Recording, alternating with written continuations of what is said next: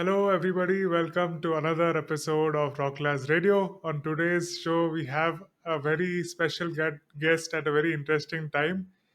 His name is Sash, aka Sashwat Gupta. He's an entrepreneur and founder and CEO of Altcoin Buzz. Sash has been crypto enthusiast since 2015 and entered the emerging cryptocurrency space full time since 2016.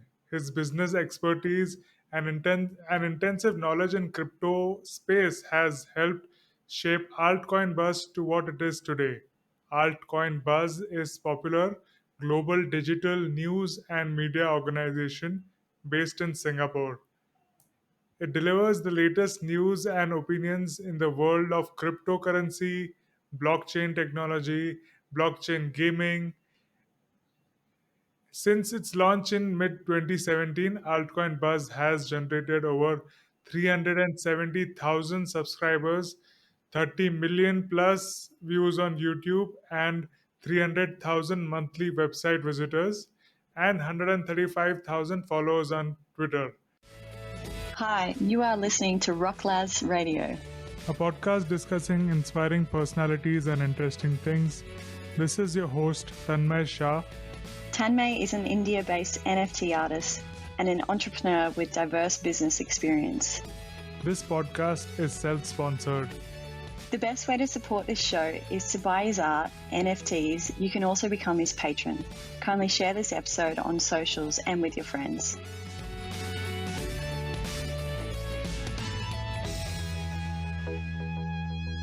So, Sash, welcome once again. It's so great to have you. Yeah, thanks, Tanmay. So nice to be here again. Last time didn't get recorded, but it was still a fun conversation, I feel. So yeah, nice to speak with you again. How you doing? Yeah, I'm doing good. How are you doing? I'm good, man. What have you been up to these days? I see you everywhere all the time on Twitter. Like, if there is a spaces going on, Tanmay is there all the time. Like, there's no spaces. There's no time I am on Twitter and Tanmay isn't on spaces. How do you manage everything? So, uh, just hustling, trying to be there as much as possible. I do my art and other things side by side as well as when I'm on spaces, and then I've dedicated 3 hours every day to present myself every on spaces. And Sunday, the full day, I am presenting. I visit at least 10 spaces, Wow. and on Saturdays I run my own space for 12 hours from Jesus. 10 a.m. to 10 p.m. and we host and cater to all artists, collectors. It's NFT for all, so we update on the latest technology. If they are starting off, we give information on what tools to use and some things that we learn from experience throughout our journey, like my personal journey in the past 16 months. Right. So Maybe the spaces side, especially these NFT ones, work well for artists and all. But frankly, I've attended a bunch of them and I can't really enjoy it. I've never enjoyed it. Like, I leave in 5 minutes because it's like too much for me already. So like, how are you able to figure out which spaces to like be in, or how to make it more interesting? Because like, I jump in and either some music is playing or some people are just, talking about some stuff. Like, I haven't, like, I've been to many of them. Like, I keep jumping onto spaces hoping to find interesting information, but I feel like doing my own research and kind of reading stuff, or, finding more stuff has been more valuable as a collector, or just trying to understand what's happening with art in the NFT space. So, like, are you guys trying to target collectors with these spaces, or just like talk within the artists and kind of pat each other's back? What's the goal with that?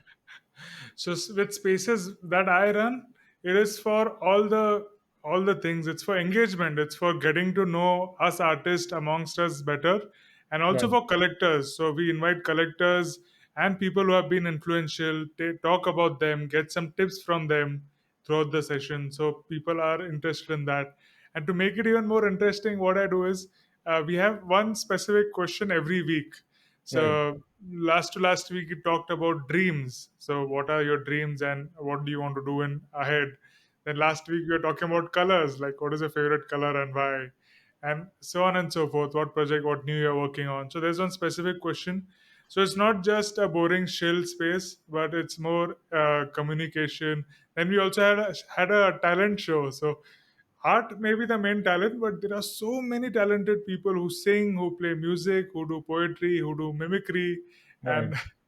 so many things.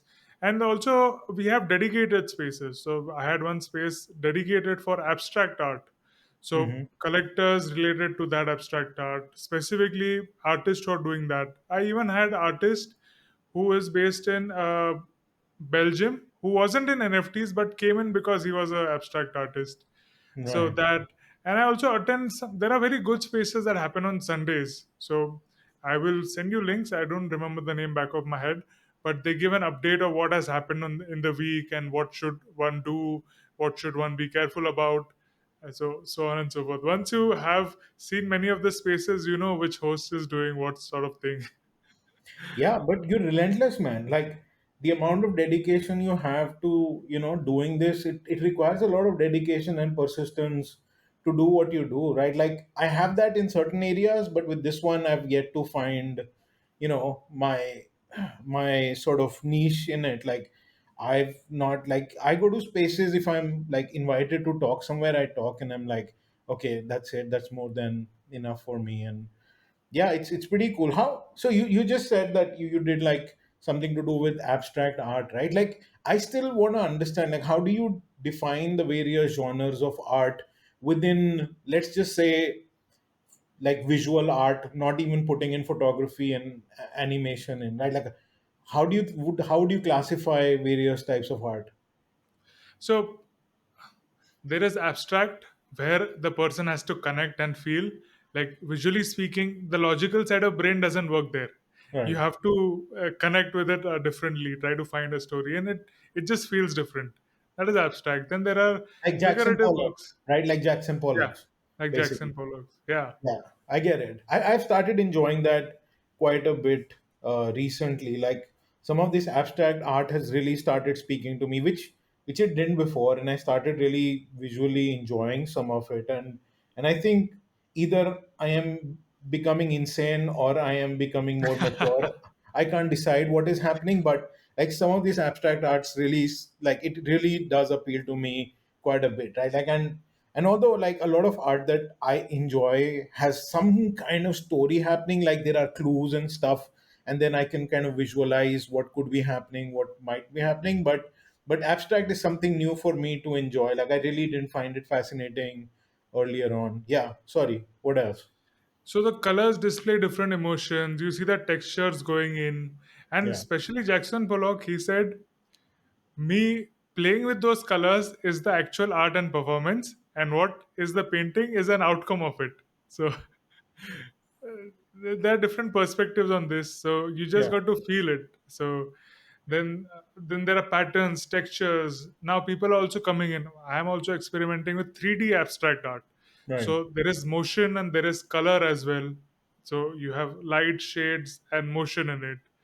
So this is one category. Then you have a good collection. I've seen a lot of collections. You have collected artworks of figurative and artwork with stories, like the parrot, the bird with the snake, and then No, I the didn't collect that. broken. So what I do is like I spend so much time just finding artists and like making my list. Like I'm just fascinated with everything which is happening in NFTs, of course. So I didn't buy that one. Like I'm not really a smart buyer yet. Like I'm still learning, but I have like this journey in collecting art, right? And I'm loving it. Like I've been just so I've been making NFTs personally since like early 2018, right? Like, but that I didn't think of it much. I'm not an artist. Like I'm not, but I like to experiment with stuff. But sort of what NFT does is give a new canvas to all the artists, and it kind of gives access for people like me who's just sitting in their home far more access to all this art that we wouldn't have, like people who are not part of galleries, who don't have access to being in these galleries, now are suddenly just with Twitter take a photograph or draw something and be there, and that changes everything. It's like earlier you could get mail by post, but then email came and everybody could connect with you, and you connect with a lot more people in a much lesser time period. It's good and bad, And I kind of, we can talk about that good and bad aspect of it later.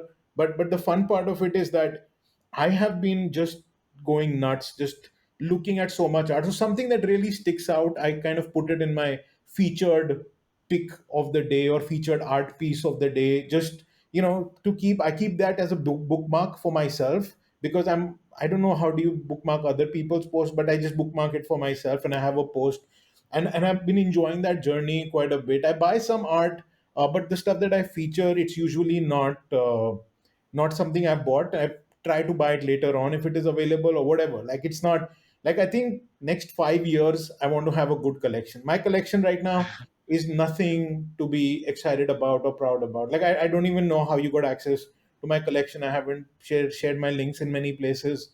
But yeah, I mean, if you see my stuff on Twitter, it's mostly not my stuff. But you have bought my art, Death Trap. So how and why? So can you tell me about that?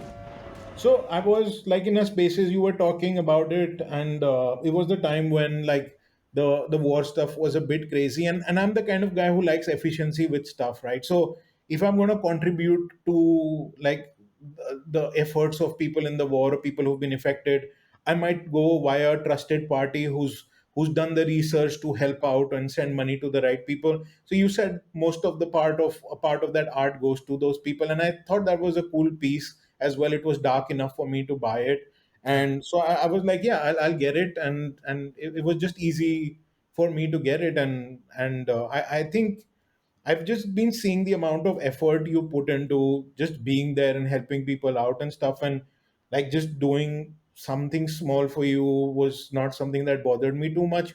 And like, that's the least I kind of feel that was do. However, for me, like, it's always about the art and less about the artist. And then the third category would be like where I really want to be part of something just for fun. And that was in that, like, it was in somewhere between the first category and the third category, where I thought the art was cool and I felt like it has something attached to it. But I didn't think too much of it. It's not like an investment or anything. Like, it's just part of my collection. I don't even know if I'm an art investor when it comes to NFTs, right? Like, I have a pretty expensive physical art collection that, like, which is actual paintings and stuff.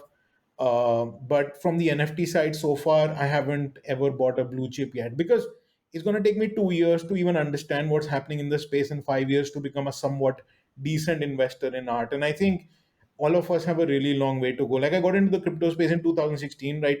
Like you said, and like, even till now, I'm like just having fun, because the thing is changing so fast. If you make up your mind that this is it and it's not going to change, well, it changes, right? So the journey is a lot of fun. Uh, so change is the main thing in NFTs. There's so many new technologies coming in. So one of your questions was, which platform are you on? You asked me on Yeah, Twitter. So which platform and why? So I am majorly on OpenSea. So there were so many platforms coming and going. So I was like, let me just stick to the main platform, OpenSea. I've got 70 artworks now. So till 100, I'll keep adding to that. yeah, Exceptions are platforms that have completely different technology, or they are 10x different or 10x better. yeah, So that is something that I'm looking forward to, and I found one place like that. It's called Async Art. So what it does is, I've already minted that. I'll be doing a drop party in a week. So I've created an NFT that changes with time. yeah, It can replace your clock. So 24 hours, there will be 24 different versions of the NFT. So 24 NFTs packed in one NFT that change automatically with time. So owner doesn't have to do anything. It is all there on the blockchain. It will be eternal. So that was something cool. My upcoming project would be interactive NFTs. You hover your mouse and the NFT also interacts or changes with you. So that is something cool I'm looking forward to. And then, of course, there is Foundation, there is Tezos and all that. All are a bit same, but then I'm also thinking of doing collaborations. And Manifold and Tree Web, Third Web are some recommendations that I got for custom contracts. So right, I can decide the proportions of splits. I can decide when, what, how much royalty, and so on. So yeah, that reflects on OpenSea and Foundation both. Apart from all this league, one goal is to go on super rare as well. And you might have heard this from many people. Yeah. So what super rare is doing is, just as the name, they have made it super rare, and very they have a tough selection process, and they select couple of works. And even people who are investing in the PFPs and big crypto investors, they they like to collect from super rare, and then they foundation OpenSea, and they have their each picks. Right. So uh, that's my perspective on which platform. Yeah, it's good. Like my problem was as a buyer, right? Like I was I was trying to find out work of this artist, and I like to have my own journey, right? Like for me, I want to spend my own time figuring out if I like the art, and then if I need to dwell deep into just checking the genuinity of the artist and seeing, where all the collection is. Like I was checking out this person's art, and it's like he has one collection on this one particular website and another one on OpenSea, and third one is on Twitter, which is not minted at all, which is not anywhere. So I'm like, how? I mean, how do I choose, right? Like, how do I find out everything? It's not.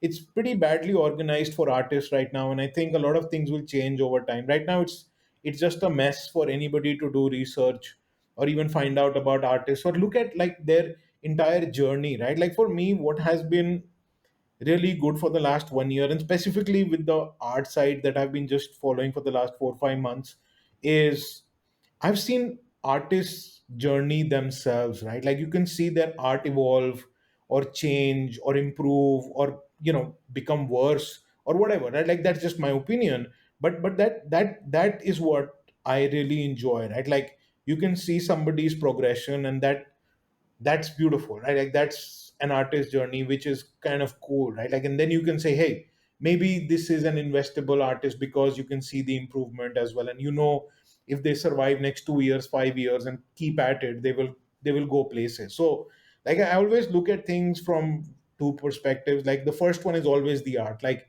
if the art appeals to me, it's like, wow, like this is amazing, and that is the only reason why I feature any art in my features. I don't care about the artist, I don't care about the story behind the art, and I make my own stories with most of them. Like the artist could have their own thing, but I have my own thing. That's me just having fun, just purely because of good art, right? And then the second one is me trying to invest, right? Like really trying to see, and in that I try to ideally pick up two pieces of an artist, maybe not instantly, but one and the other one I might pick up in 4 6 months. But the goal is that that is now more investment. So even if I sell one, I have one, and the other one I make, at least recover my initial investment so I can put it back again. So that's sort of the thought process. And then the third one is usually like when I want to help a cause or something, and somebody is doing something cool, not essentially to support artists per se, simply because I think there are a lot of artists that make one or two NFTs, and then they keep crying about the fact that nobody's like buying their NFT. And I'm like, dude, you have like one NFT. Like I on your Twitter page, you've just promoted one for the last like 15 days. I can't see anything else. There is nothing on OpenSea. So like, what are you getting concerned about? But that happens, right? Like that it is what it is. Like with more exposure comes more people, and and I You am had feeling like I'm enjoying and learning more about art, and my selection, my eye is getting better, and I cannot. I love this process. Like what the journey I'm doing, I think I'm gonna have a blast next few years. Yeah, absolutely. You had tweeted this just after you had bought my work, that buying a Tanmay NFT is equal to investing in Matic in 2019. Yeah. So why was that? What was that about? I don't know, man. Like I thought you're cool, man. I think you're undervalued. You do so much work. See, at the end of the day, art may not appreciate. There's a lot of great art out there, right? Like, but at the end of the day, it is only the artist's legacy that defines the value of the art, right? Like, and people who kind of put their effort and be consistent, be persistent, have a no give up attitude, will definitely survive in this space. And survival is massive in this space where a lot of people will not, right? So uh, one of the things I try to do is buy art of people I think have that survivor instinct and kind of like are willing to go through certain suffering, pain, and losses, still keep at it, and finding such people makes it interesting. And I know the journey of the Matic founders. Like I know Sandeep from even before the Matic IEO took place, and I've been following them since before, like the Binance Launchpad, etc. And like seeing their journeys, like they're really hardworking people who have a no give up attitude, zero egos, like wanting to help everyone, wanting to really build like the space in India, build the space globally, build the space for technologies, build the space for Ethereum, like whatever they can do. And it did very well for them and everybody who believed in them, right? So like I wanted to give you some kind of inspiration to say like keep at it, man, you'll be fine. And at the same time, like, put out a cool tweet. So you achieved both. Yes, that was very inspiring for me. And this, especially this period that we are facing a bearish market, you'll see a lot of those wannabe artists filtered out. So that's good. Now you can see through that. So one of your other question was, what are the pros and cons for me for being in the NFT space? So, pros, as you mentioned, it has opened a whole new ball game to reach out to people around the world, uh, not just limited to a local gallery and selling artwork from there. So, local gallery, we have to wait. Suppose in Bombay there is JJ Art Gallery. That is one of my ambition was there to put art there. But there is 2 3 years waiting period, and you need to have certain number of artworks for that. You need to have a lot of amount also to pay for the exhibition there. Right. So even after all that, you have to give 40 to 50% to the gallery or the gallerist there. So this was a hurdle, and doing all that things also, people visiting there will be just the people who are in that city for those 7 days or 10 days. It's Yeah. very local. But with NFTs, we can display our art 24/7 around the world on our own terms. Yeah. How much, and just give a couple of percentage to the platform, or Yeah. if we are doing custom contract, then the custom contract. So art is displayed, and you know what? I sold my physical artworks also because of NFTs, and shipped it to Seattle, US, and other places around the world. Yeah. So rolled it and shipped it, NFTs backed by physical artwork. So this is there. Other point is, posting art on Twitter was just getting likes. We are doing it for passion. We like to do it. We would get likes, but now we can earn from it. Even the digital graphics or digital art that we create, we can make money out of it, and people who like it so much can own it, can have the provenance of that, and sell it afterwards. After 10 years, when the artist becomes very famous, the value will be 10x 100x more than what they had purchased for. And also it maintains the provenance, who has bought it from when, which is the original one, if it is a copy or not. Yeah. So there was one art which was auctioned by Christie's or Sotheby's, that was published as last artwork or the last work of Leonardo da Vinci, Munday or something, the painting sky. It was Right. Jesus, face of Jesus, and with his hand Right. like that. So that was a controversy again, if it is original or not, Yeah. who else has done it, and then there were people to verify that. There's a very cool podcast on this. Yeah. So the people verifying it also are like yes people who, if they are if they are they will talk in favor of the person selling it. Oh So that yeah. comes in. For So sure. this. Like that's the basis of blockchain any which ways, right? Like this issue is why NFT art is so exciting in the first place. Like we've seen, right? Like I've seen that documentary about what was that auction house, that gallery that shut down after they had bought like a lot of Jackson Pollock, etc. And they were selling it to people for millions. That was fake, right? Like literally, it was like the biggest downfall of the art, like trust in general, right? And actually blockchain preserves that trust, and that's where like some of the more interesting things happen with it. So yeah, I totally hear you. Like that problem provenance is really like which gets fixed really very nicely, and you can see all the trades that have happened, all the exchanges that have happened, and it's kind of clean as well, right? Like it's kind of never maintained properly in the real world space. Like I bought some art which is really expensive and there is no certificate of authenticity with it, etc. They're like, this is how it works. I'm like, what? This is how it works? Like, are you serious?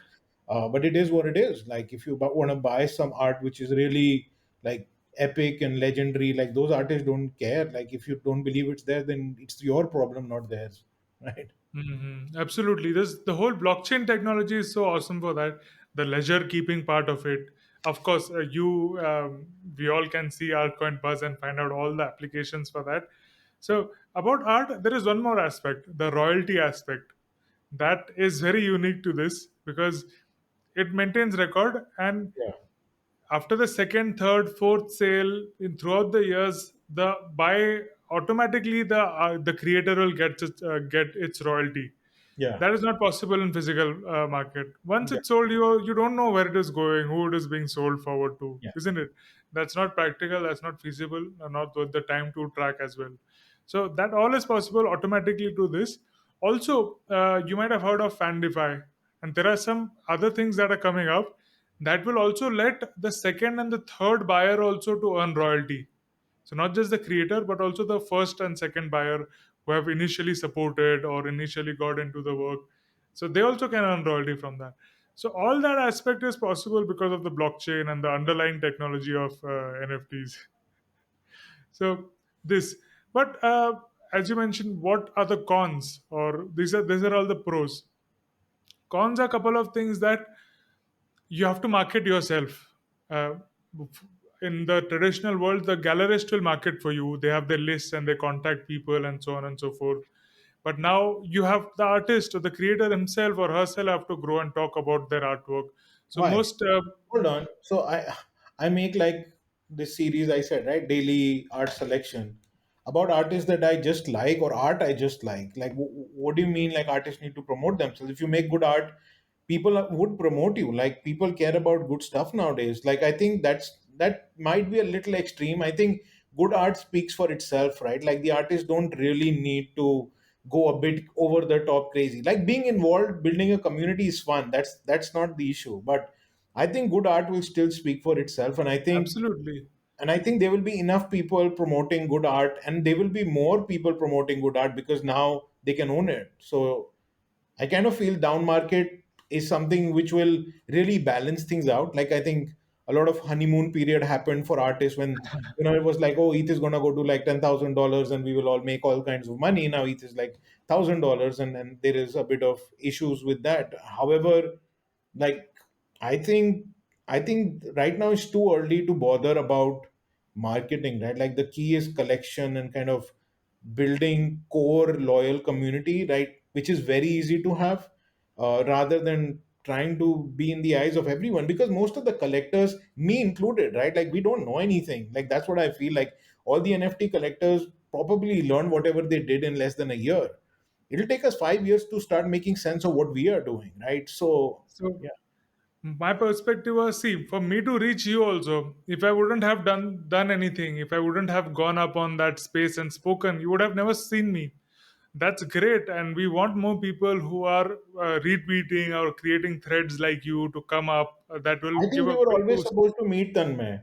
If you've been sitting in your house, I would have come like deliver some food or ship something to you, and I would have found you. I think we were destined to meet, man. What are you saying? Like, So that's very kind of you, and I I would have didn't join waited. the spaces because I joined a random space and you were talking. I joined a space because you were talking on that space. Like I kind of followed you before I joined that space. So yeah, like it's fine. See, at the end of the day, I'm not for it, I'm not against it. See, at the end of the day, my job is I'm an observer, right?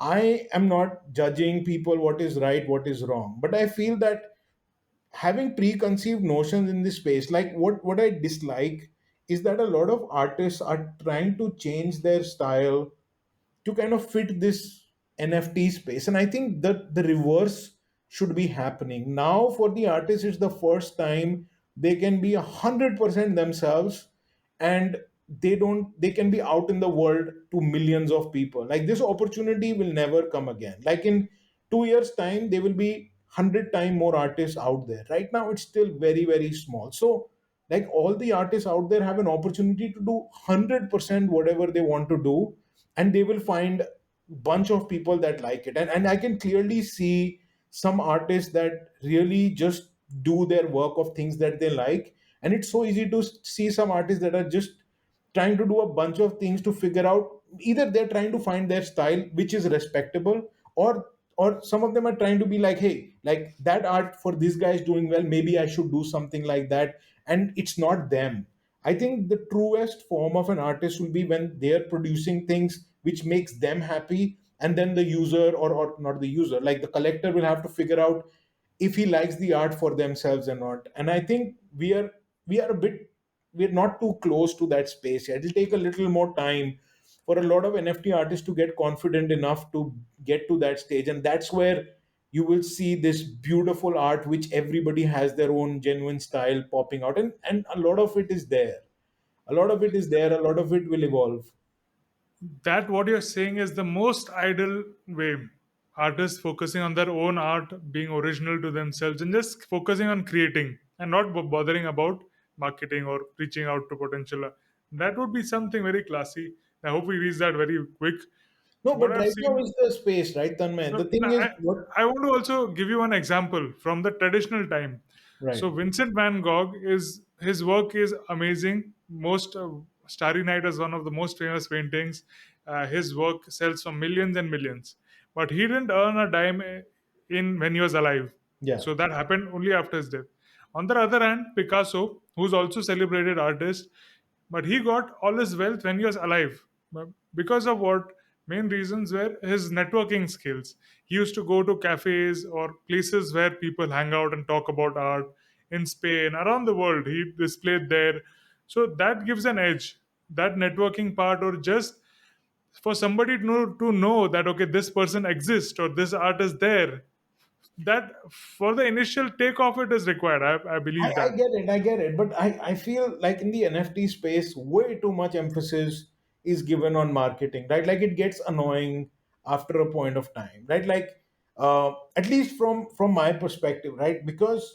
Uh, because I really feel, and it's not like I find it annoying. I'm like, if the artist was not doing all that much, like just putting it out there is good enough, right? Like, doing a bit is good enough. Like, comparing Picasso to like Van Gogh is a bit extreme. Like, during Van Gogh's time and even before, there were many, many artists who are very popular now, uh, were much, much poorer than the poorest of the contemporary artists that exist today. So I kind of feel that, like, the emphasis on marketing is a bit too much on the NFT side, which really shouldn't be the case, because it is so much simpler to get yourself out there without being a little bit overboard, right? Like, and what you do is not like, I'm not saying it's this is not about you per se, because you're learning so much, and you're trying to share more ideas, you're helping so many people along the way, right? Like, I of the few talks of yours that I've been to,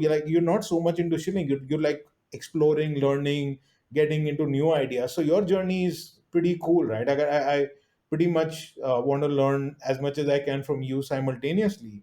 But I think there is too much emphasis on marketing and shilling and like putting it out there, which even the artists kind of don't like all the time. Like, they're doing it because it's a trend, but many of them I've seen, they don't enjoy doing that. And I think Nobody enjoys. now is the time when possibly doing less is fine, and building your collection, because people will find you. Like, this is my thinking: if your art is great, you should find me. But if I find your art great, I will find you. Like, there is no way, like, I won't be gone through all as many artists as I can in the next 5 years, right? And there'll be new ones coming in, and I'll be following. I've done this with altcoins, right? When I got into the space, they were like 500 coins or something, right? Like, now there are 20,000, 25,000 coins out there, right? I still follow them as religiously. Like, it's my job to be updated and figure out what's happening. And I think the NFT space. But as of now, like building a collection and just a few loyal followers is going to be so strong in the next 2 years, because it's it's how good you are in 2 years and how sorted you are in 2 years that will matter. Right now, doing anything with a small collection is not gonna be the thing, right? Like artists can get discovered late stage, like you're talking about Van Gogh, or they can get discovered early stage. But an artist cannot define when they get discovered. It happens when it happens. Shilling ain't gonna help it. Like it is what it is, right? Like Shilling um, without the art doesn't help. So at least, it's yeah. uh, so moderate level of shilling or just putting the work out for you to have reposted those artwork. The artist themselves had to first tweet it out there, right? They had to let you know that okay, this art exists.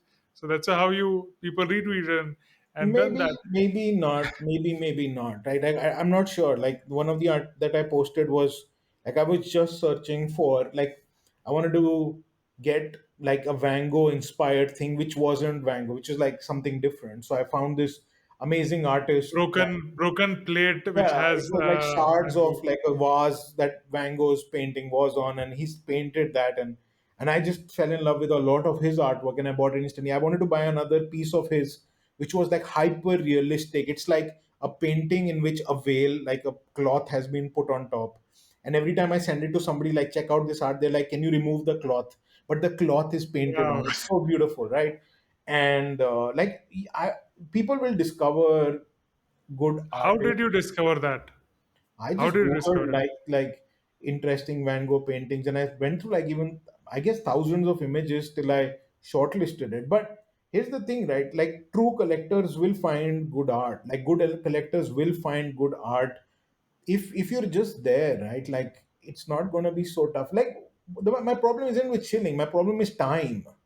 Like artist time can actually be spent more wisely Or in on creating building work? a style for themselves, pushing branding, like making sure that they're branded in a way that they want to be, finding themselves, right? Like more than trying to just put the art out there and hoping somebody would buy it for zero point 0.1 ETH or 1 ETH or 2 ETH or whatever and being happy about it, because that might happen and you might survive, but it's without the long term, no artist becomes a legend.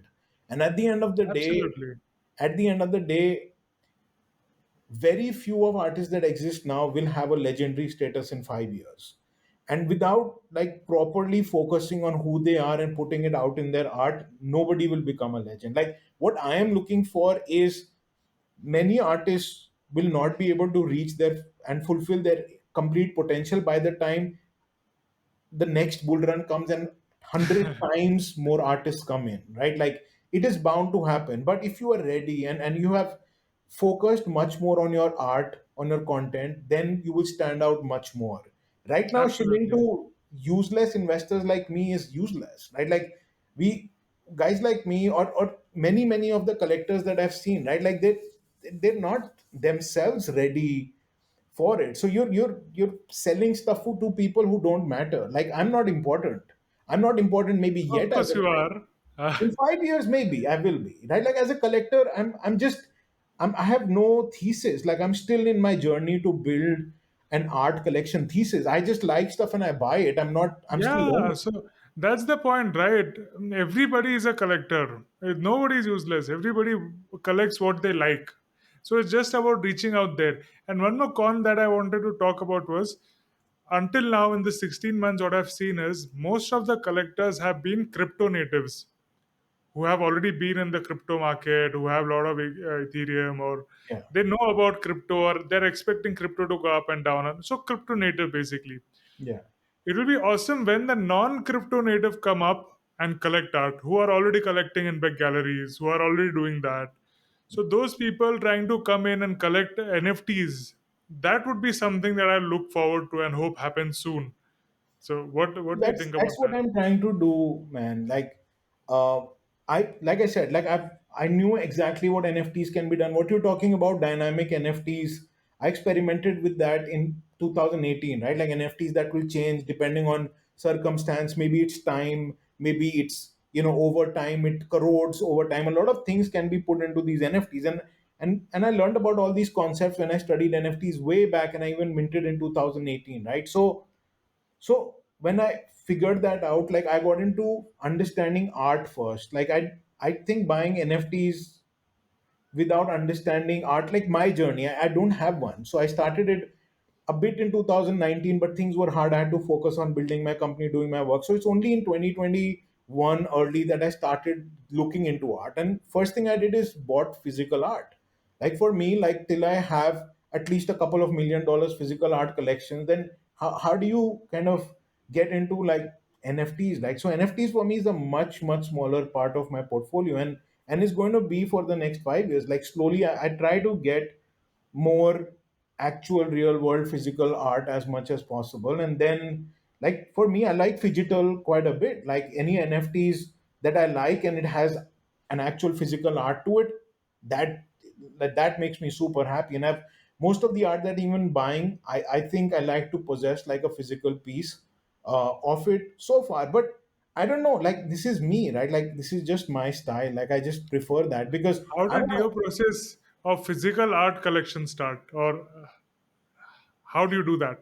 So for me, I wanted to understand. So art is art, right? Whether it's NFT is just a new canvas. So for me, I was like, let's start from talking to people who understand investing, buying real art, etc. So I went to as many galleries, made calls to anyone I could find. To That's how I started with altcoins as well. Like first thing I did is talk to all technologists, anybody who I could find to figure out what is this crypto space, right?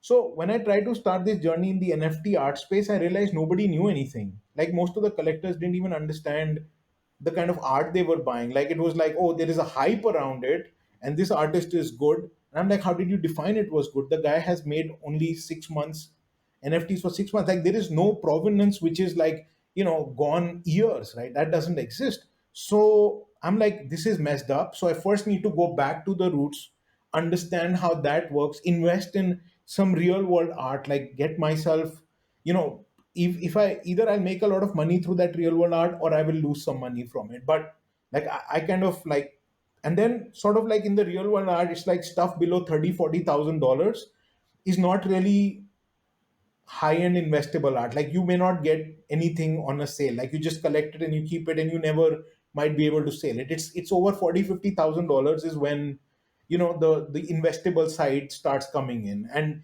how do these artists become more investable? What makes them more valuable, right? Like is it the amount of art that they've sold or who bought them? And it's very similar to how it works with watches, right?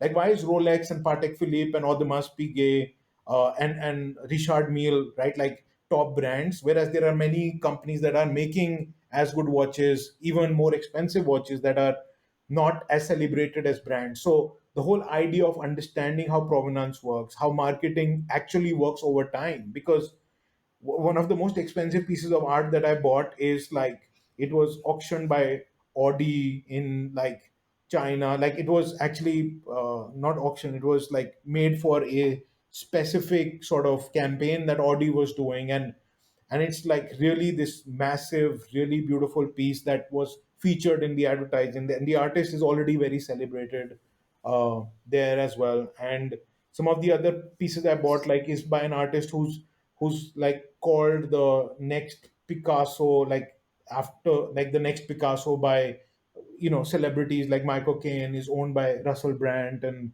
another one that I bought is is like there with what was Iron Man's name, the actor, um, and Robert Downing, yeah, Robert Downey and Jr.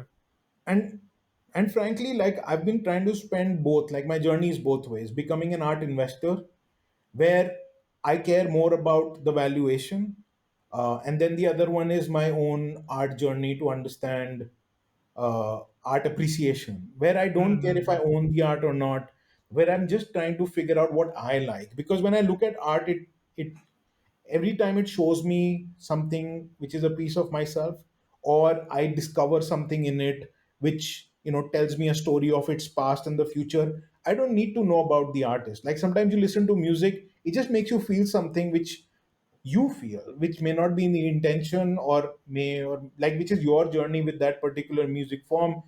depending on the stage of life you are in and how you feel about it. So I'm trying to do both, right? Like become a smarter investor, which will be 90% of my portfolio, and then just buy stuff that appeals to me, that might be 10% or 5%, and then possibly like a small percentage that I do just to help a cause or something. And eventually when I make more money, like my cause investment will increase, my investment will reduce, and my passion investment will go further, right? Like I have like sort of a mental plan for the next few Hmm. years of what needs to be done, and I'm loving every moment of it. So, did you go to galleries or events, or how did you get to know about these artworks, or through Yeah, so Twitter I or went to through? galleries and I spoke to people who were selling art. I spoke to artists that have been making art for like decades now, of the problems that they faced in the space. Because at the end of the day, like it's easy to become an NFT artist and complain, hey, nobody's buying my art. But kind of understand like these problems have been pretty much solved by other artists who've been doing this for maybe 10, 20, 40 years. So kind of learning their journey and how you can make your life easier, and then understanding the problems of the NFT space from people who understand crypto, and kind of then building your own brand, kind of building your own sense, kind of building your own collection, and kind of like doing your own thing. What is more important for you? Art that resonates with you at different levels, or art that will sell more in future time? Both, man. Like I said, 80% of my finance will go into collective, like investable art, and maybe 15% will go into art that resonates with me, and 5% will go into charitable ideas, right? So this is my thinking right now, but that's just my money going in. The time I spend on understanding art that resonates with me, and I think my time is more valuable sometimes than my money, goes with stuff that I appreciate more, because my journey to appreciating art is far more fascinating. Though the investment side is fine as well, like, but art, again, my NFT investment or art investment is a very small part of my portfolio. So it's, yeah. I will bring back to two again points of this. One you said that focusing more on the artwork. Nobody gets famous with 100, 200 artworks. They have this was the actual conversation we were having on Twitter. Yeah. They need to have an army of collectors, like the real world auctioneer, a well-known person who has been collecting art told the person who tweeted that. So this Picasso had created over 50 to 60,000 artworks over his lifetime. Hmm. Even Van Gogh was doing artwork each and every day, like every 34 hours he was doing an artwork. So that's what where the consistency will coming and sustainability of the artist, as you're telling out, will come in.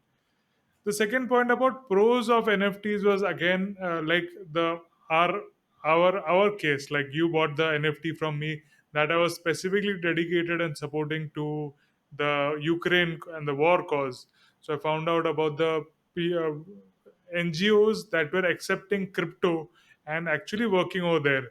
So I've digged in, I did search, I found out the Google Drive, which had all the bills that they've bought, photographs of the people they have helped, and so on. So I shortlisted that from many others, and I dedicated that 50% of this, and the one which I had done earlier, 100% of that was going to that organization. Right. And I was able to do that. That's another big point of blockchain and NFTs. You can contribute to cross national cause, or anywhere you can accept do anything without any restrictions. Us had banned Swift. uh, that just stops the whole chain of international transactions, right? But Yeah. now I can reach to the person directly into their wallet who needs it at that moment and support them in that way. So that's another power of this Yeah, crypto Tanmay, and see, at the end blockchain of and the day, if people want to do NFTs good, can contribute with it. if guys like you who always want to do good can always figure out a way to do good, right? Like blockchain just makes it easier, right? Like people who want to do good did good when we had no internet, did good when we had no ships. People did good when they had to do good, right? Like it just makes it easier to find out about problems that are happening in different part of the world, but you could always help a neighbor out if he's in distress. Like doing good is doing good. So I'm with you 100%. And but like it's there are people like me who cannot, like, who like to support people who can figure out where good is needed to be done, right? Like people run charities so that people can support them because they want to dedicate their lives to do good. And I think everyone in this world has their own stake in things that they intend to do. And I kind of felt that you seemed like a straight up guy who wanted to actually help a cause and would have done your research, and you kind of spoke about it on some of your tweets. So I'm like, yeah, like here is my Yeah, opportunity. So I did what I did. and I also felt that it was my moral responsibility to give the proof of my donation. So I had given you, after that I had created an NFT of the donation and the transaction hash, and then In my given the collection, it looks pretty ugly, just sticks out. I don't like that sticking out. No, I'm kidding. It's fine. It's fine. I see my collection, and your receipt is kind of sticking that had to be more artistically done. out. Numbers flying here and there. Oh my God. Yeah. I mean, I see my collection like, and I'm like, what the hell is this? And I click on it. I'm like, this Tanmay Shah, no, this guy, no, he knows how to kind of get attention even here. Yeah. So thanks for that. Now let us about we talked about helping and doing good. So another concept which was in my mind was microfinancing, and that can be done with cryptos and blockchain. So I wanted to take the discussion in the more monetary aspect of cryptos and blockchain and staking, and how can uh, microfinancing be done at micro level and people given out loan.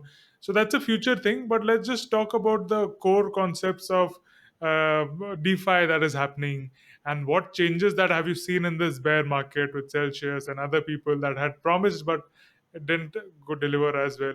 So just let us start talking as people are 5 year olds or they don't completely new to DeFi.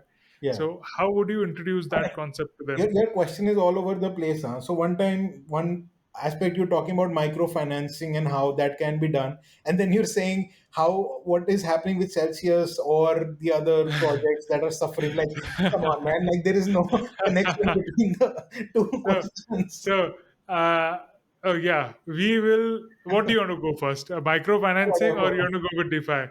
So okay, let's talk about DeFi. How Yeah, is I think let's just talk about crypto in general, right? Like what's happening in this space right now, what can be done, and what I think needs to be done from. I think most of your community are NFT people, so let's just talk about that. Uh, I kind of feel that one of the biggest challenges and one of the biggest problem. Actually, I'm writing this article right now. Like I started writing this like 3 days ago, but I barely get any time to write. But it's called like how to become a legendary NFT artist, right? Like, and these things will be all a part of it. Like I kind of feel that NFT artists and people who are just artists in general, right? When they get swayed away by the greed of crypto, right? They will fuck up their careers. Like that's kind of written in stone, right? Like don't become speculators if you're not a speculator. Like if the NFT space is making you into speculator of ETH or an investor of ETH when you don't want to be, and you just want to like become a big artist, your artist opportunity is massive right now. Everything else is distracting you from becoming the best artist that you can be. Like ETH is a distraction, Bitcoin is a distraction, Twitter is a distraction, right? Supporting people and doing everything random is a distraction. Like legendary artists, a lot of people can be legendary, right? Like but they don't reach their goal because of all these distractions. And I think crypto as a space has a major problem of distracting people because everywhere you look there is an opportunity. So whether your opportunity lies with you being an artist or being something else is something you need to figure out. But don't be a speculator in ETH if you're not wanting to be. Like if this space is making you a speculator in ETH, don't become one. Like price your product, like your art, at a level you're happy to buy. If ETH goes down, fix it. If ETH goes up, fix it. Consistency is something every buyer will appreciate. When they will see that you don't care about ETH, all you care about is your art, in a year's time, it will be appreciated. There are a lot of right things which are right morally, ethically, but in crypto, because it the space is crazy, it just people overlook some of these basic things, right? Like your paintbrush or your artwork or your rental or anything that you're paying as an artist is not going up and down. It's remaining the same in the currency of your country. Then why is it that the money that you're earning, you're willing to gamble that on it? Like, why not keep your business simple? Because art as an opportunity is going to be massive. Like, you will make more money as a legendary artist than you can ever make as an NFT speculator. Like, this is such a hard fact. and Absolutely.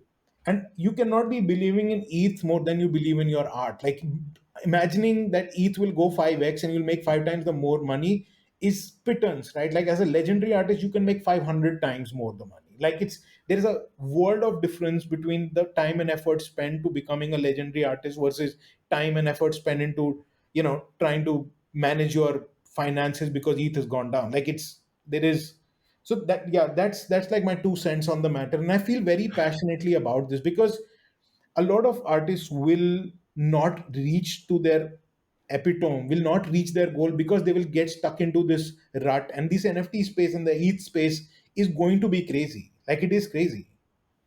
So the artists that I talk to and who are genuinely artists and doing art for art's sake, they're not much concerned about ETH.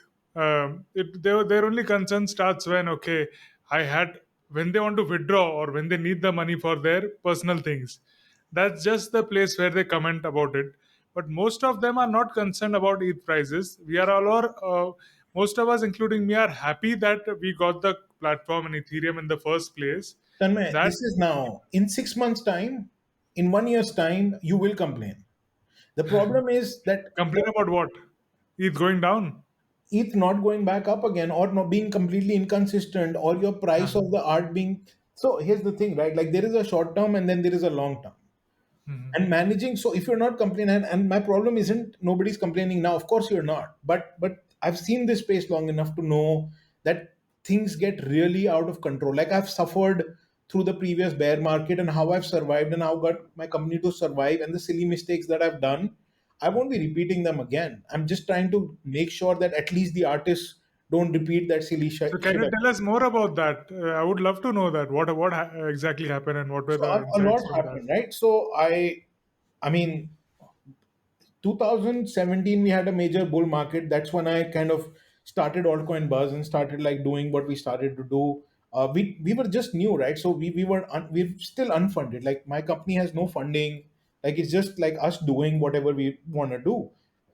And like, I was like, we're starting this, and the goal was, as I learned my experiences and my journey, I kind of put across in a medium, which was YouTube to begin with, and started putting out content. I did all the research. My partner Jeff was like putting out all the content and all out there, and then we started putting stuff on Twitter, and we realized the research and the content we were doing, people liked it.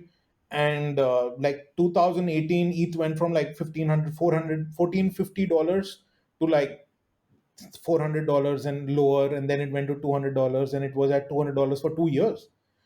Like, they and 2018, 19, 20, like, surviving during that time, I kind of felt that there was a lot of times we wanted to like trade and gamble, and a lot of time I wasted in these silly activities where I could have just focused on my business, which I'm doing this time. Like, last 1.5 years, now we're just focusing on building and making sure that in the next few years we are one of the more relevant media outlets out there. And it's not easy to be that, because like, our news is always late because we just don't take the news and publish it. We look at how much is the source correct, a lot of things we look into. And building a business or kind of, really, it takes time, right? Like, really, to get from A point to B point, from in like an organizational perspective, it takes time. So again, like, I was super bullish, right? So all my money, all my company's money, when ETH was at like $7,000-8,000 BTC, we I mean, we had a bunch of BTC, and all my money was in BTC. A lot of altcoin buzz money that we had to pay salaries out of was in BTC. And then we realized that, hey, like, it's going from like 11,000 to $7,000 or something. So I kind of took a loan on it. Like, I put it as collateral and I took a loan on it. And we were secured till $4,000. Like, I was like, Bitcoin's never gonna go to $4,000 again. And then when it corrected below 4,000, went to 3,600, like, we lost everything. Like, literally, Like having started the company in 2017, by March of 2020, we had $0 in our entire holdings, right? And it was painful because that was the time I realized, like, focusing on your work is the most More important part. important. Sca- Speculating on crypto and doing all that is fine as long as you know how much you want to speculate on it. Keeping Bitcoin and ETH as an investment is not an issue, but not you should not be in a position where you don't have 1 year of runway. If you have it at one point of time, don't be greedy and not keep that money, because you need to pay employees, you need to pay your rent, you need to buy brushes, you need to buy food. Like basic necessities need to be taken care of. And people who are bullish, whose job is to be crazy as investors and traders, it's that is their job. If you want to do that, that's fine, but don't do that if your focus and your passion and your business is being an artist. Like that's So what. what happened from how you thought that it won't come down under 4,000, Yeah. but it came to 36, and then how did it become zero? I mean, was there a so how, contract that how if it it works goes under is that you lose it? so how it works is, so here's the thing, right? Like, let's assume Bitcoin was $10,000. Hmm. uh, I think it was under that, right? Like it was $10,000, and let's assume you take a $5,000 loan on it. Just giving you an example, right? Hmm. So that means they have 100% of my collateral, and they've given me 50% of the money, right? And I use that money to pay salaries, etc., etc. But let's assume Bitcoin goes to 6,000, 5,500, right? So now it's close to the amount of money that they have given to me. Right. So then they will start selling it. So they will be like, so I wanted to sell Bitcoin at 30,000, 40,000, 50,000, 100,000. Like that was the dream. The reason I didn't sell Bitcoin at 10,000 and took a loan on it is because I believed in it so much that I felt like it's not going to go below, and I thought I'll be able to sell it for 100,000. But because I'd taken a $5,000 loan, that means the company would sell it when it starts reaching near the amount of loan I've taken, because that's collateral for them. And essentially, I sold all my Bitcoin and my company's Bitcoin at like $4,000 and below. Like my the loan amount, the way it worked is that for me, my till $4,000 I was secure, right? But below that, I ended up selling all my BTC and the money I had taken before as a loan any which ways. So there was Hmm. nothing for me to get out of it. Major setback. However, that's fine. See, all these things are cost of education. Like if I didn't learn it, I wouldn't be where I am. I wouldn't be learning as much as I could. I wouldn't be thinking the way I am. Wouldn't be able to help people the way I Absolutely. want to. So there is a lot to that. Uh, so yeah. So, from what I take from this is let the trading and the crazy thing be to people who are that doing that full time. If you are a creator, NFT creator, or a media house like you, focus more on the creation and the way you're adding value originally. So yeah, most of us are doing that, including me. So I hope listeners listening this video to this talk will also gain that insight about that. So my question about DeFi was when we were speaking last time that when artists earn a lot from this, we also there are many people, successful people who talk about streams of passive income, and you should put your finance. If the money is ideal somewhere, it's not worth it. If it is being put somewhere else, money is making money, and you're earning from money. So in that way, I wanted to ask what when an artist earns suppose 10, 20, or 30%, they want to put it somewhere that gains them returns. So what are the ways that you think should be invested, or where can that be put instead of just waiting for the value to go up? Is there a way that they can invest somewhere and they can get earn interest from it? So how do you think the interest is generated with these companies, right? So let's assume you put in a money in a company and you get 10% interest back. What do you think they're doing? Like selling it for, I mean, traditionally they loan it forward, right? Like the banks. Yes, and then when the company they've loaned it to capitulates, so here's the thing: if you take $100,000 loan, like the borrower uh, is at risk, right? But when you take $100 million loan, then the lender is at risk. Like this is the thing, because liquidity does not favor the lender at that point of time. So The point I'm trying to make here is that the easiest thing to do in this space is really, if you believe in BTC and ETH, just holding that is really hard, and not playing around with it is something which I would highly recommend, and I've always recommended that. Like, I'm not a trader. Uh, I took a big risk on Bitcoin once, like I told you about, and I realized that you don't need to make big money with ETH and BTC or any of these coins, right? Buying and keeping it and not putting it to work is actually the best thing to do, because the person who's putting it to work for you is going to mess up, or might have a chance they might mess up, and you would never know that. So literally the best thing to do is keep it with yourself, and that's going to make you enough already. Like, why be more greedy about it? Like, if you want returns on something, let's assume you get 2% out of it, or let's assume you get 10% out of it. But what if you end up losing the entire amount that you had deposited with them, because they had a hack, or they kind of messed up in one way or the others, and you would never know that. So, and the other thing I would say is that buy stuff that you use, right? Like, so if you're using Uniswap, then get some uni tokens, right? Like, if you're using super rare and they have a coin, then buying that token is a good idea. If you like, whatever systems in crypto that you use, having those coins is never a bad idea. Hmm. I have uh, I have got some Matic as well, as you said, right? Polygon was coming in layer two solution for that, and then that the focus for Polygon is not so good right now in the amongst the artists. They're more favoring towards Tezos or just keeping on Ethereum. Yeah. So, what is your view of Polygon as L2 and for the NFTs?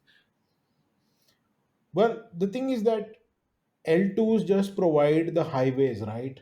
Now, what kind of cars drive that highway will depend on, where it's located, how, what kind of manufacturer is pushing for. Like, a layer 2 or a layer 1 is just a highway, right? If people build good tools for developers on it, or good marketplaces, and know how to get liquidity, things will be fine. So what I've seen is that Matic's focus has been a lot core towards the gaming side, quite a bit, and gaming will be massive any which ways. It's big, but gaming will be really really big, and with gaming will come liquidity.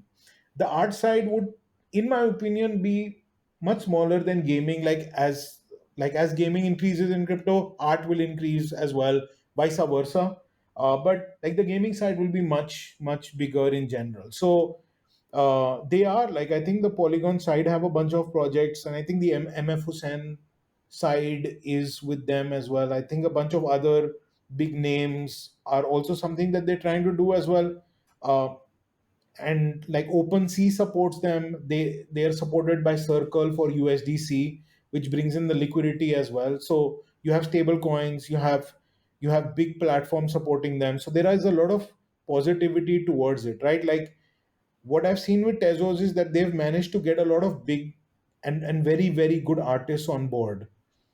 But I want to see how long which one lasts, right? Like, for me, again, like, following these things, I'm not pro Tezos, pro Polygon, pro Binance, pro Ethereum, or anything. Like, for me, it's like all of them, whichever helps the artists out, whichever helps the collectors out, whichever is good for now. And tomorrow, if somebody improves, I want to see that as well. Like, at the end of the day, that's the most fun part about the space, right? So I think I think Foundation has been my favorite experience in sort of NFT, but it still has glitches, right? Sometimes I think the user experience still isn't like very, very high quality. I don't have an Apple product type experience with any of the marketplaces yet. But like, it works pretty fine. I've had so many issues with OpenSea, like, really, like, it's been OpenSea keeps having problems. What yeah. about Super Rare? I've tested it out, but I didn't buy anything. Like, I've connected my wallet and played around with it, but I've not really bought anything on Super Rare yet. Like, I'm just, like, for me, like, also, like, I like to buy stuff on things that I am used to. Like, the reason I put out the question is because, like, why are you putting out stuff in two places? Because if somebody likes your art, just buying it in one place and having a whole Yeah, collection.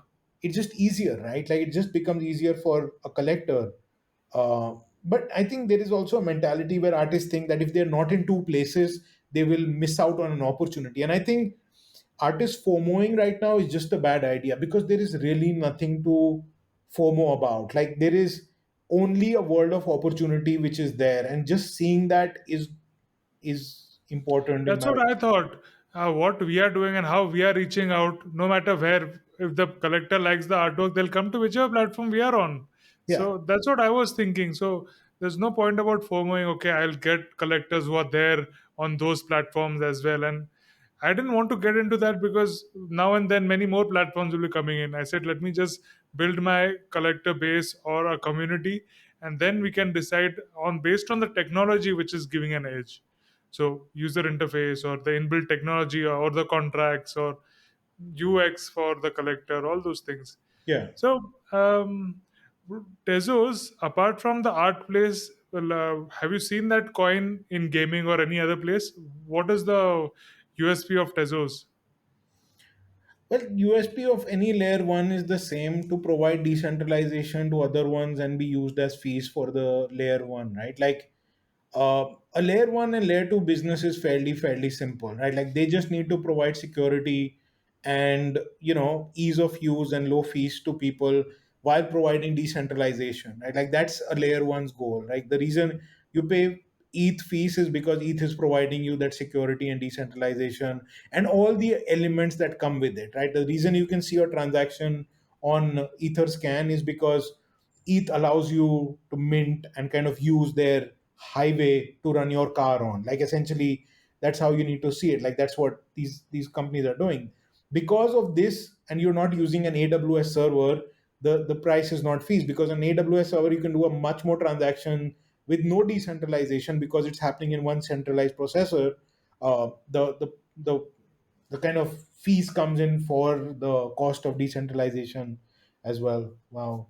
um, so like So Tezos, have you heard or talk about Tezos apart from the art space?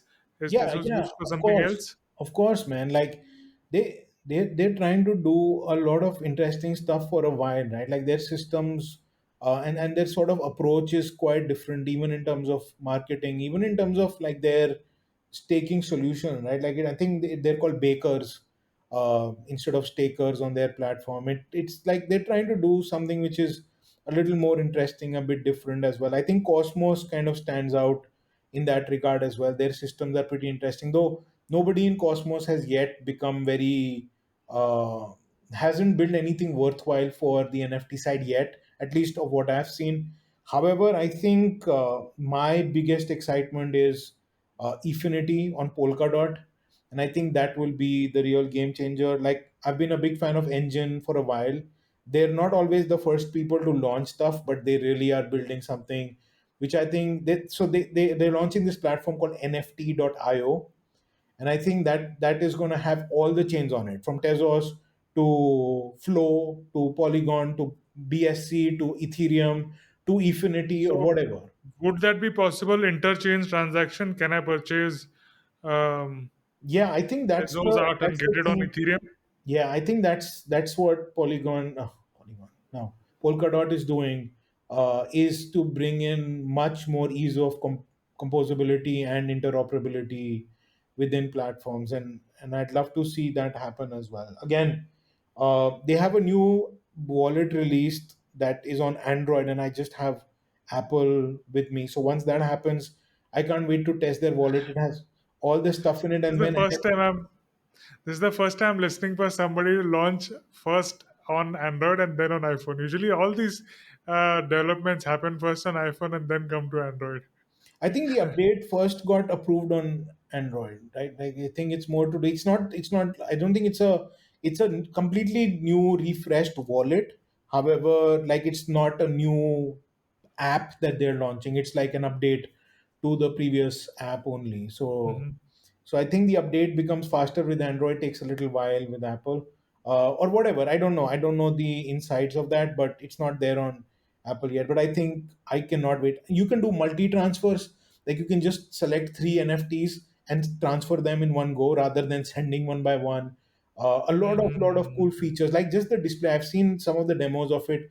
Oh, it's going to be such a delight to use. Like, here's the thing, man, like we're still dealing with freaking Napster of the NFT space right now. There is no Google yet, there is no Amazon yet. Like, all the experiences we're doing, and that's why we should be excited about being early. Because from my side, I am I'm an observer. Like, I think that's my biggest job. Like, I love to see things evolve. Like, I like to see technologies evolve. Like, I've seen so much change in terms of narratives, so much change in terms of use cases, people's understanding, sentiments over the last 5 6 years, that it's amazing. And I still get up as excited as I did the first day I got into crypto. So seeing all these new things come up and seeing people really find ease to use products. But here's the thing, Tanmay. Like, as things will become easier, fees will reduce, the madness will go away, more people will come in. And at that point, really, like, to establish yourself as an artist will become much more painful, because a lot more people will come in. Although new buyers will come in, but they will still look for more established artists. So that's why now is the time that legendary artists can really focus on going to that level, because this time will not come again. Like, you must understand this excitement that I feel. If you're feeling fear and you're feeling scared, like, need to get rid of that tomorrow or yesterday, and get to work to making sure that you're ready when, like, everything becomes easy. Fees will reduce, money will come in, markets will become stabilized, there will be a lot more. Why do you think there will be no USDC based marketplace? Initially, when all everything in terms of exchanges, everything was traded against BTC. 2014, 15, 16, 17, like, every the volumes against BTC were higher. What ETH is was BTC back then, and then USDT came out, and nobody liked it, nobody used it. Then people started using it more. Then USDC came out.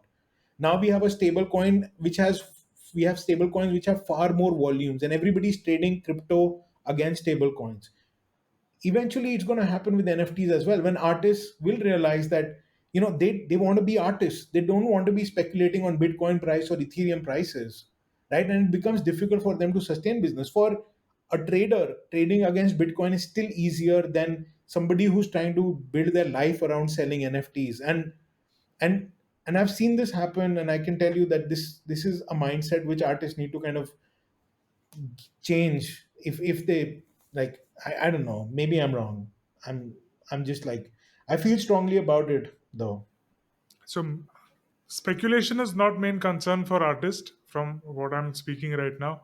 Many of them are even saying that I'll go and get a McDonald's job or some other job, but I won't liquidate my things right now This is when it is looking for low. a job on the So side and not focusing. no, See let here. me complete. So, Yeah. you talked about speculation and artists. So, artists are not really into speculation. Main hurdles for them is, as you mentioned, prices for minting their works. That is avoided in other chains like Tezos or other platforms. The other issue is banning. There, Iran and Russia and many other countries are banned by OpenSea, and now you're known origin. So just having those marketplaces. Third concern would be marketing, as we discussed in first. So these are concerns much before then speculation of the prices for the artists. Listen, man, the concerns that you're talking about really are the reason why there are less artists in this space, why there is an opportunity. The fact that fees is high, that that it's hard, is why the opportunity exists. Because once things will be fixed, you won't be able to get the time to establish yourselves to be where you really want to be now. And that's the thing.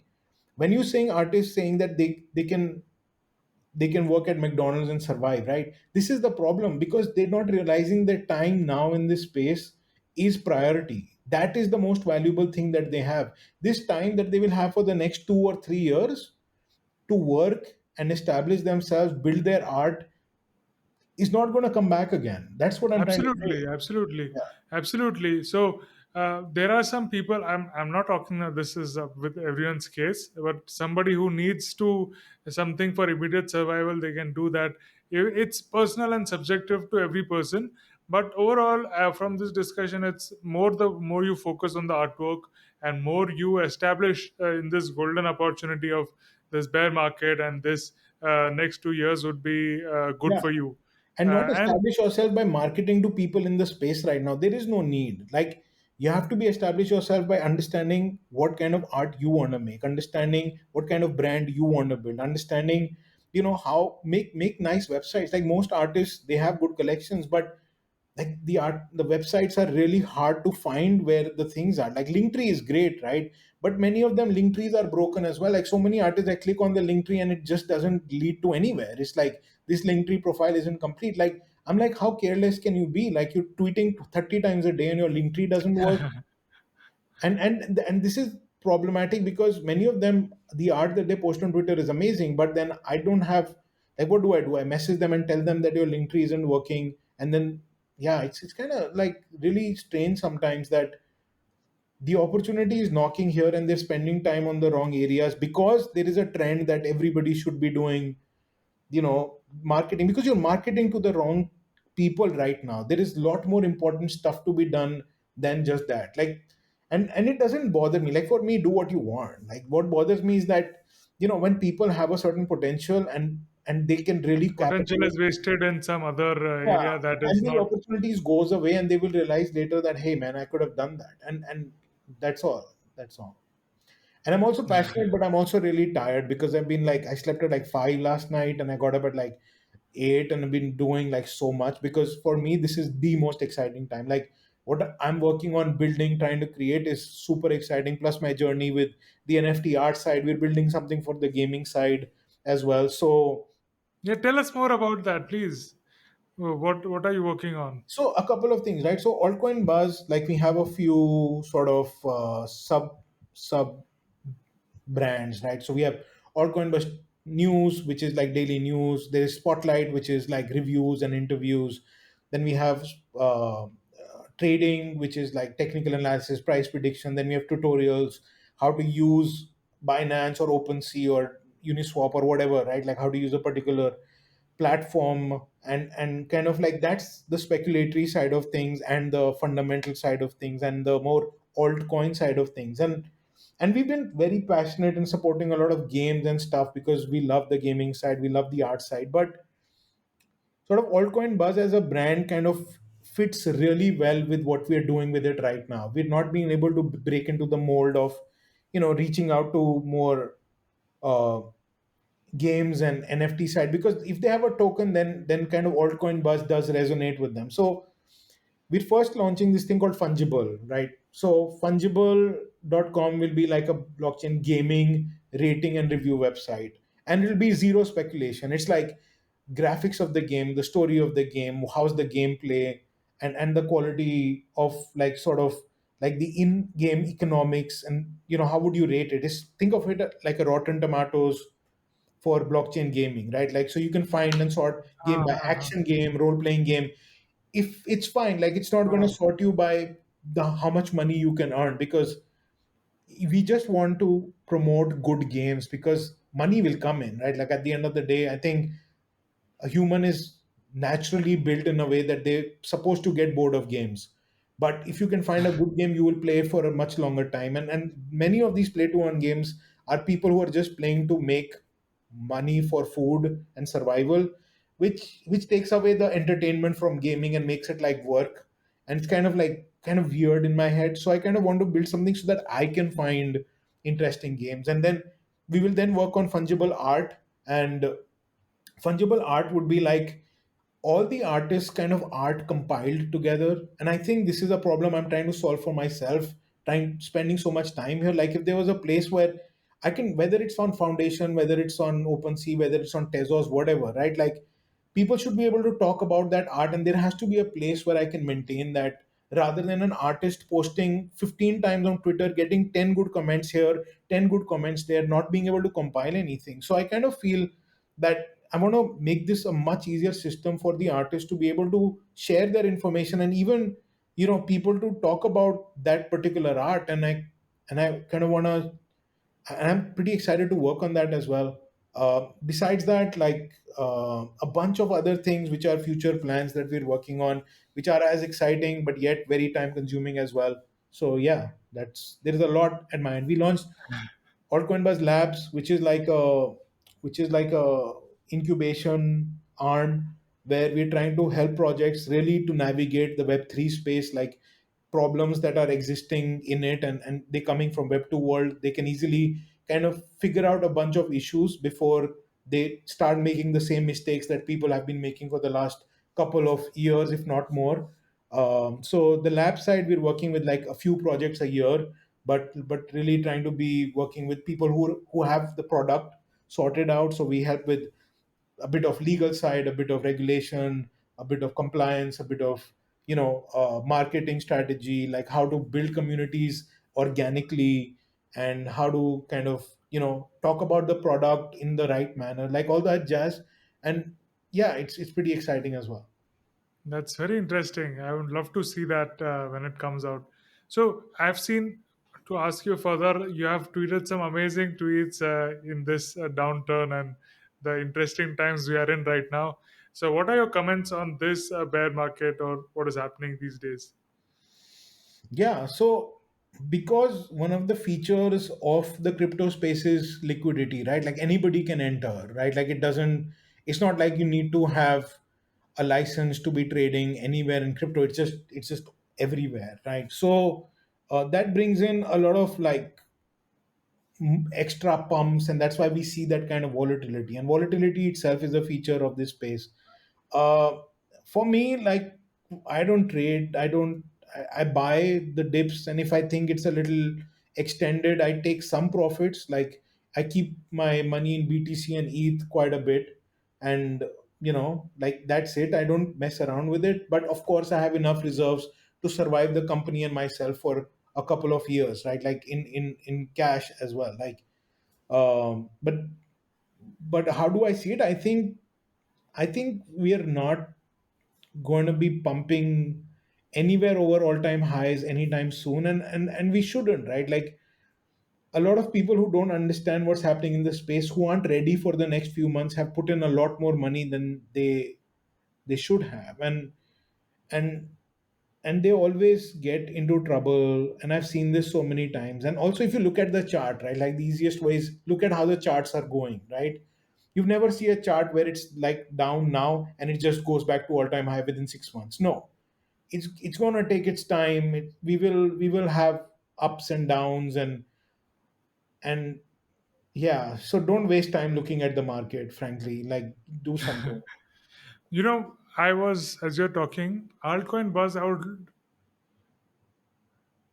really like to see videos that will help onboard non-crypto natives. I'm sure you'll have a couple of them, but when I go and talk to people around, they want some videos, or they have so many questions and doubts of why should you get into NFT, what is NFT, or how to get into blockchain. Many of them didn't come because they thought crypto is just speculative. But with NFTs, there is something to own, there is somebody to support. So it'll be really awesome if altcoin we'll see more videos or series of videos to onboard non-crypto natives. So I've also started that with whatever I can say or whatever I have, how much ever I know. First video was I had given giveaways to people who have bought my brother's book. It was an NFT. Then people I met in real life in Namaste NFT in Bangalore. I had given out them some NFTs. So those people who still haven't had their first NFTs, I made a video for them. Yeah, This is how you have to make your wallet. This is where you'll get to see your NFT in OpenSea. yeah, This is your seed phrase. This is important. This is how you should keep, and all these things, all that thing about a yeah, brief about why it is and what how to do that. yeah, So that next video which I'm planning to make is about why what is NFTs. I mean, I got in the same comments from people who from non-natives that what is NFTs and how to get into it. So people, a media company like yours which is already into it, it'll be really a great thing for the whole NFT space or community if there is a dedicated channel answering all the questions in a easy way, from all the perspectives in one place for the non-crypto natives. yeah. What do you? So one of the theses that, like, our brand thesis is fairly simple, right? Like, and this will go across products, whether it's altcoin buzz or fungible, which is our goal is for people who want to get into crypto to make it easy for them to actually getting into crypto, right? Like that's the gap that we fill, right? So, and everything we do in terms of news information, we do make it as simple as possible, right? But the questions that you're asking become a little more niche, right? Like from NFT side, like I've been literally giving away NFTs for free since 2018. Like the first time I gave it to my community, they were like, "What the fuck is this shit? Like, what do I do with an NFT?" Right?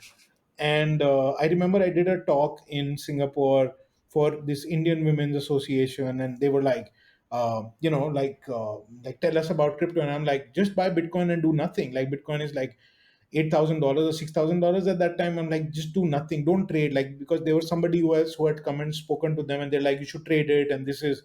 I said, don't do anything. Like you don't need to play around with this. This is an asset you just keep, and it will give you like results, right? Like you don't need to do anything with this money.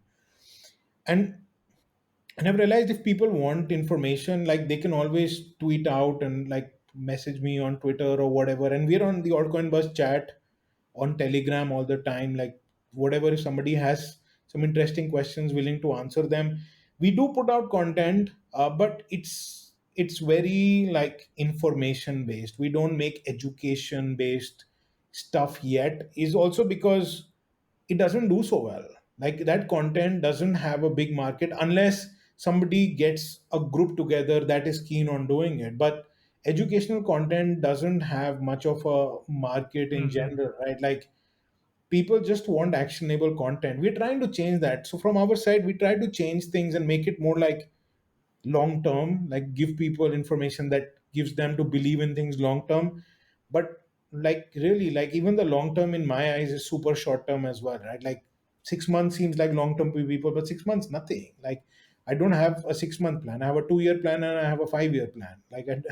So if there are people who want to ask questions, we can work on putting something together between you and me. They can ask you the questions and we can discuss it amongst ourselves, and you can put it out there, or we can collectively talk on it. We keep it as efficient as possible, and then yeah, whatever you want, man. Awesome, that would be great. So, what kind of content to the viewers here? What informative, as in what's happening now? What are the other platforms, or what kind of information do you all cover? So we cover like all the news updates. We do price analysis, trading analysis, kind of where the price would be heading in the short term, long term, medium term, like whatever. We look at like updates, like what projects are doing something interesting, which are continuing to do stuff even in the bear market. We look at like focus on interviews. Like I speak with people about interesting things that are happening every once in a while. Like I haven't done too many podcasts this year, but we'll get back to that. Then we do featured project breakdowns to kind of break down into, what is fundamental analysis on various parameters for existing projects as well.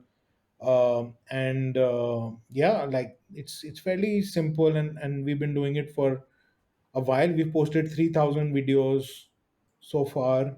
Uh, 3,000. Wow. yeah, and I think way more. I think 3,100 now, and and yeah, we've got like 31 million plus views on the channel already. It's good. It's good. It's we learned so much from it. Other question. In this bear market, people are withdrawing into fiat directly, or have you seen that funds from Bitcoin go to stable coins, and how are those stable coins working? So, market cap of stablecoin seems to be going down a bit. Like we've been seeing Tether market cap reducing by $1 billion a day for the last few days. And I think a lot of it should go into BTC itself or ETH as well. Like, but this is bound to happen in sort of the medium term. I feel that not too much tether will be printed and people will be cashing out quite a bit, because a lot of tether was printed in the last 6 months, like a crazy amount, and people will take losses and leave. And that's the thing with institutional investors, right? they're not hodlers like us. For them, the last thing in their portfolio is the first thing out. The last thing which has most liquidity and can be sold most easily is the first thing out. The riskiest asset that they have in their portfolio is the first thing out.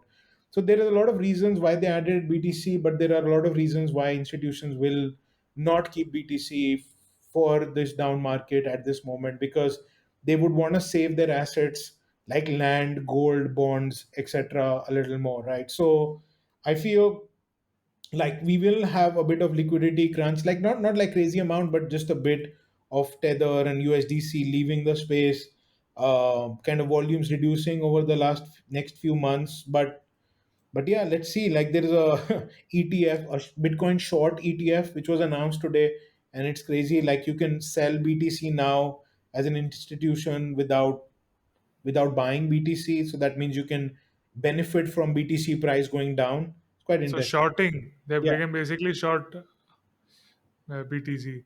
yeah. It was So approved. It was approved for New York Stock Exchange. wow, when did today? In a couple of Yeah, days? I saw it today. Today. Awesome. Okay, so it can go more down with that. All beds shorting BTC. It's fine. So We short squeezed AMC. We'll short squeeze BTC, man. Like, come on. I don't know. I don't know what will happen, but I'm not selling. Like for me, it's simple, right? Like Bitcoin, Ethereum, whatever. Like we rise with it. Like whatever I've done, whatever sort of success I've had is because of Bitcoin and crypto. If it goes down, I go down with it. Like who? I don't fear this shit.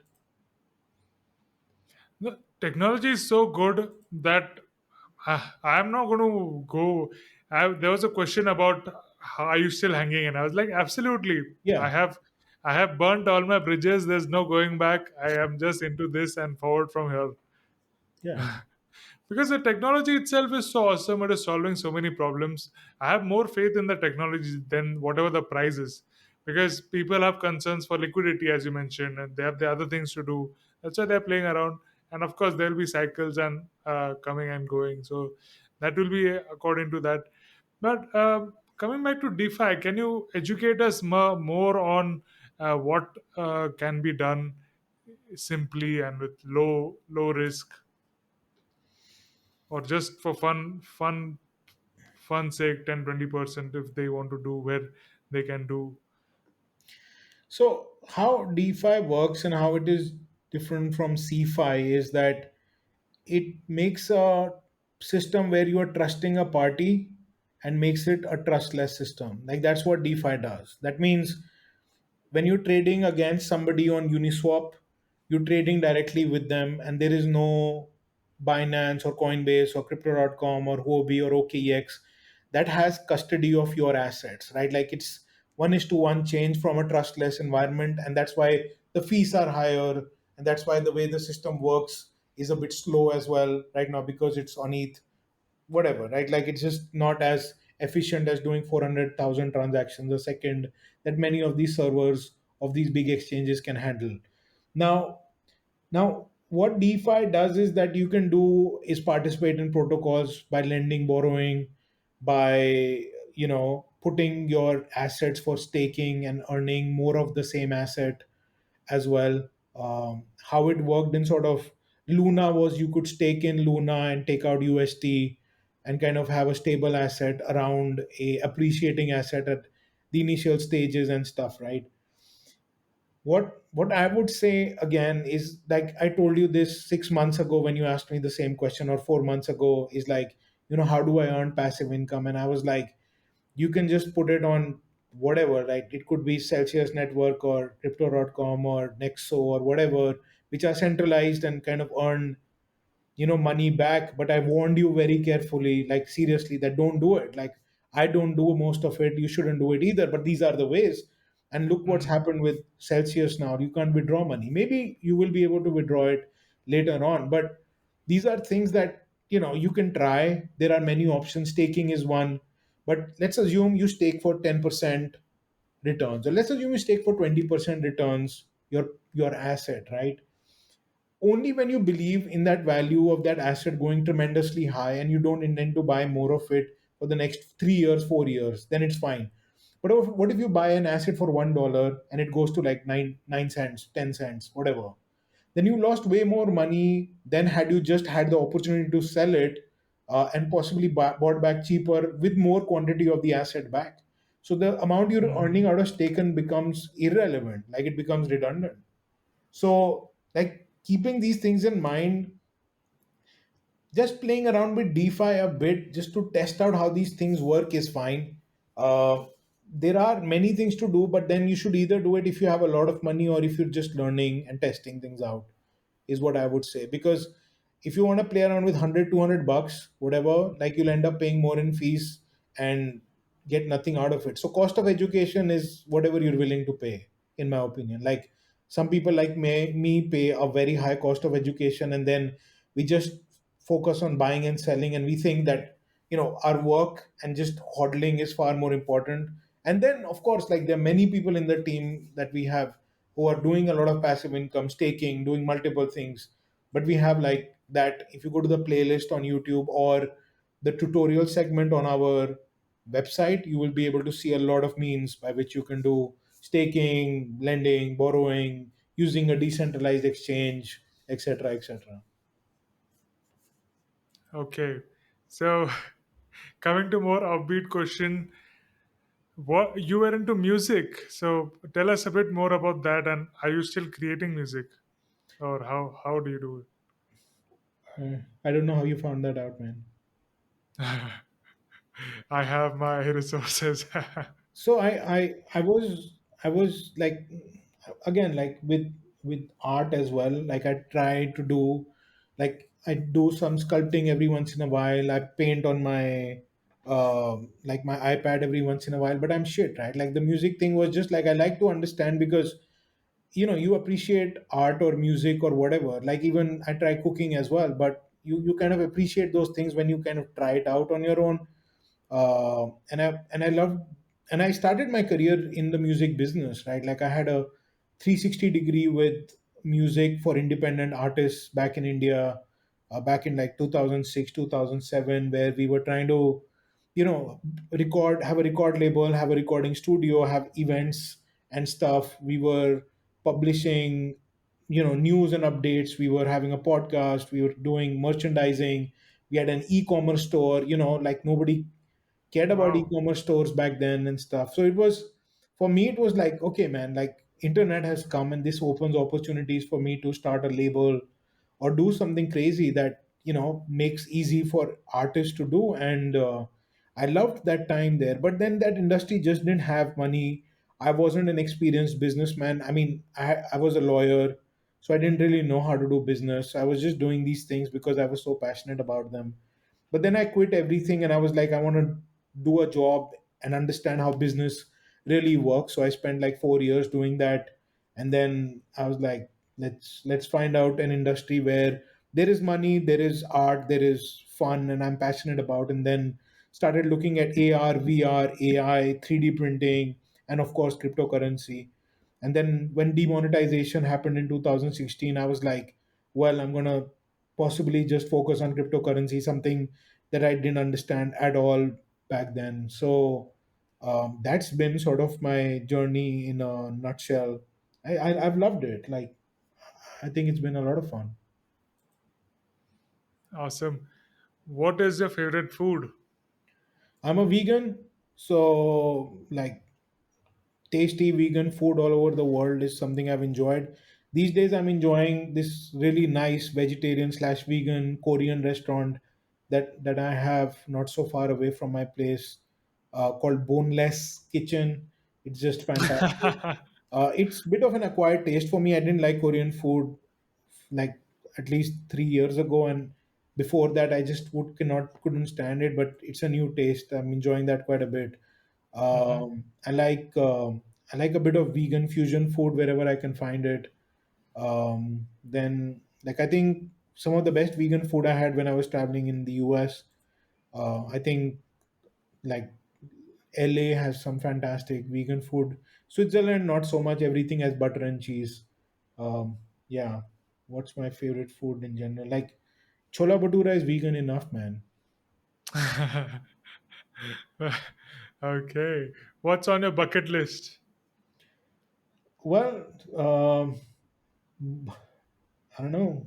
Like right now, it's just my 5 year roadmap that I need to complete about things that I'm working on right now and building. So that's it. Like in terms of bucket list, doing something crazy, maybe see aurora borealis once. Like I've been to Norway, but I've never seen the northern lights. So seeing that would be cool. I think. I think I don't know. Like that could be it. What are your views on NFT NYC, which is happening? It I started have today. no clue what's happening, man. Like I'm not following that at all. Like I have like this. See, the thing is that my journey with the NFT side is so exciting for me. It doesn't involve anyone. Like it's just my thing, and I think I I try to not get too much into art and like the commercial and the pop side of it initially, at least, because it messes up with your mind. And I'm loving my journey, so I'm kind of like trying not to get too many ideas from too many people, just so that I can, yeah, have my own thing, right? Like, so I'm not following what's happening. A lot of my friends have gone there, and but they're doing business there most likely. Yeah, I have no clue. I just saw the people, kind of saying like NFTs are the devil, and Ah, those that thing that came out. That was a good meme. This is the example of when you buy the tops. yeah, I don't think those guys bought anything. I don't even know what they were doing with those ugly ass banners, man. I've no clue. It's Like, what's happening there? Like, do you have any context to that? I don't have any. So I think NFT NYC is the place for the people in NFTs to be, because just for the sheer goodwill it has, many people or recognized people are coming there to the event. There are No, no, several no, speakers. no, no. I don't care about I know what NFT NYC is. Most people would know that. I'm talking about the reason why people are rebelling against. Why people are rebelling.